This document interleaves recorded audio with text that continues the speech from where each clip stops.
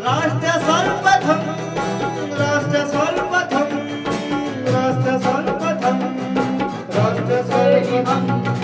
राष्ट्र सर्वप्रथम की बात ललित सुमन के साथ कार्यक्रम में नेशनल टीवी चैनल कात्यायनी पर आप सभी राष्ट्रवासियों का स्वागत है। प्रधानमंत्री नरेंद्र मोदी ने देश की स्टार्टअप इकाइयों को नए भारत का आधार स्तंभ बताते हुए कहा कि सरकार ने 16 जनवरी को राष्ट्रीय स्टार्टअप दिवस के रूप में मनाने का फैसला किया है। प्रधानमंत्री ने विभिन्न क्षेत्रों के स्टार्टअप कारोबारियों को वर्चुअल तरीके से संबोधित करते हुए कहा, स्टार्टअप की यह संस्कृति देश के दूर दराज क्षेत्रों तक पहुंचे, इसके लिए 16 जनवरी को अब राष्ट्रीय स्टार्टअप दिवस के रूप में मनाने का फैसला लिया गया है। मोदी ने कहा, मैं आपको विश्वास दिलाता हूं कि आपके सभी सुझावों, विचारों और नवाचारों को सरकार से पूरा समर्थन मिलेगा। हम सभी ने भारतीय स्टार्टअप की सफलता के दर्शन किए और कुछ स्टेक होल्डर्स का प्रेजेंटेशन भी देखा। आप सभी बहुत बेहतरीन काम कर रहे हैं। 2022 का ये वर्ष भारतीय स्टार्टअप इकोसिस्टम के लिए और भी नई संभावनाएं लेकर आया है। आजादी के 75वें वर्ष में स्टार्टअप इंडिया इनोवेशन वीक का ये आयोजन और भी महत्वपूर्ण है। जब भारत अपनी आजादी के 100 वर्ष पूरे करेगा, उस भव्य भारत के निर्माण में आपकी भूमिका बहुत बड़ी है। देश के उन सभी स्टार्टअप्स को, सभी इनोवेटिव युवाओं को बहुत बहुत बधाई देता हूं, जो स्टार्टअप की दुनिया में भारत का झंडा बुलंद कर रहे हैं। स्टार्टअप का ये कल्चर देश के दूर दराज तक पहुंचे, इसके लिए 16 जनवरी को अब नेशनल स्टार्टअप डे के रूप में मनाने का फैसला भी किया गया है। साथियों, स्टार्टअप इंडिया इनोवेशन वीक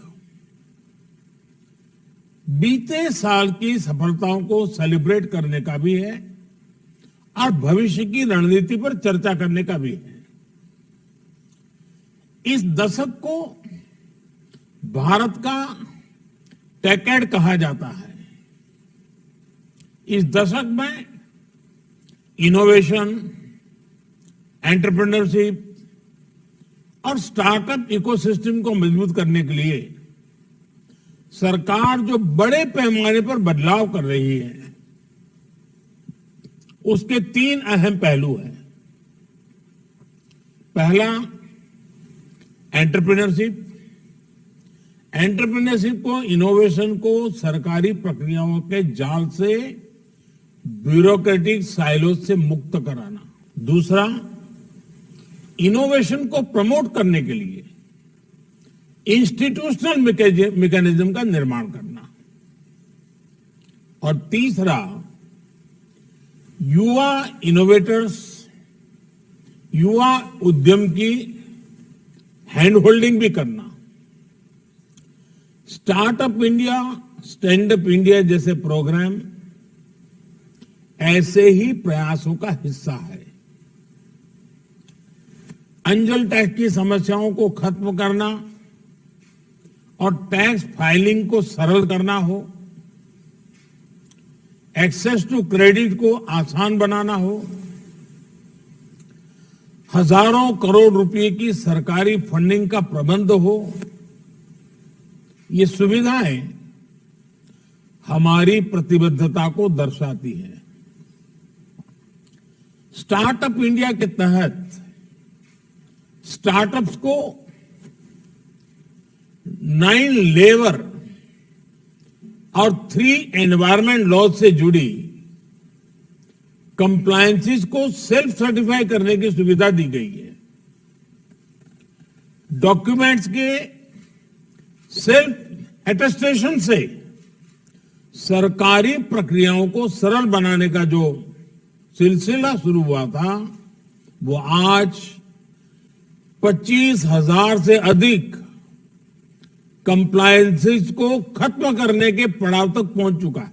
और मुझे विश्वास है कि 7 दिन के मंथन से जो चीजें निकली हैं, सरकार के सभी विभाग इसको बड़ी गंभीरता से लेते हुए सरकार में इसका कैसे उपयोग हो, सरकार की नीतियों में कैसे इसका प्रभाव हो, सरकार की नीतियों के द्वारा समाज जीवन को इसको कैसे लाभ करता हो, इन सारे विषयों का लाभ होने वाला है।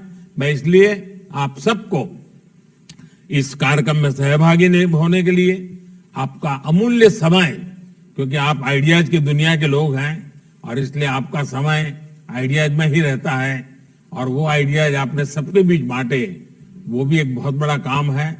मैं आपको बहुत बहुत शुभकामनाएं देता हूं।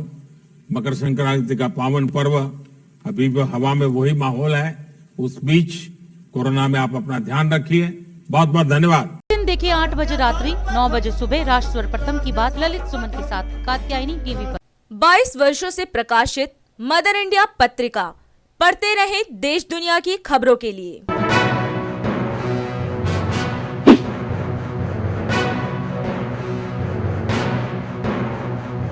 26वें वर्ष में आपके लोकप्रिय समाचार पत्र इंडिया दर्पण का प्रवेश। आप देखते रहे अपने क्षेत्र की खबरें।